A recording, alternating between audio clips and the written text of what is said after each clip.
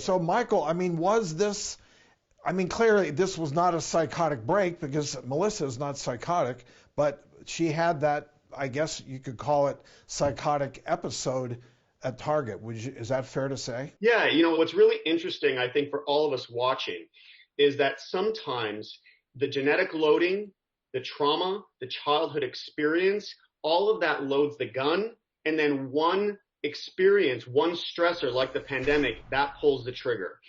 So for Melissa, I saw this brief point in time when you were actually very psychotic, where you had these delusions, and frankly, now it feels like they're gone. And so while it seems like it was very short, it was actually a lifetime building up that led to this one specific episode. There was one thing that Melissa did say, though, is that the PR in her keeps her poised. I do think we want to see that she has some remorse, that there is this part of, I want to be forgiven, because vulnerability is good. I mean, to say I'm sorry is, you have to sometimes have those emotions where we know that it's a true, I'm sorry, and crying and letting people see the transparency in you would definitely make us feel better. Yeah, it felt like you were reading a press release at some point. It's my defense mechanism to never let anybody see that side of me, and I get it. Like like anybody, I have insecurities about. So that's what we're seeing. And Melissa, would you also acknowledge that defense mechanism is maybe something that you need to work on in this next phase of your treatment?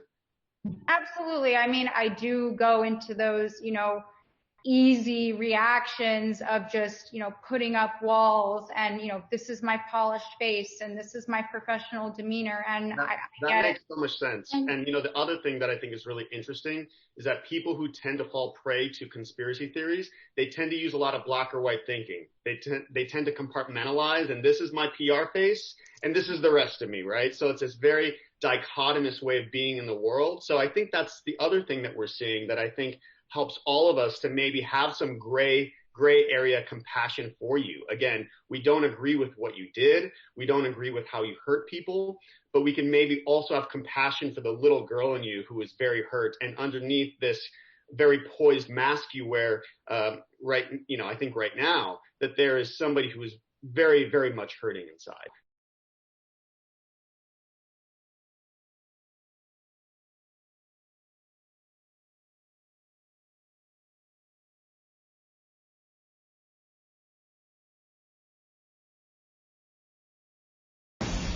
We're living in uncertain times. It's tough to keep up with the latest medical headlines. About the market, panicked about COVID. And how do those headlines impact you and your family? 100,000 people died. On season 13 of The Doctors, we want to empower you physically. If I met them at dance, they would meet me at medicine. Man, I love that.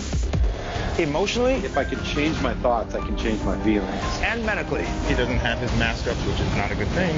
This is the $1 million question, maybe the $1 trillion question. This is so critical for people to hear. We're giving you the inside track on health and wellness so that you can get back to the life you deserve. It's time to take back your power.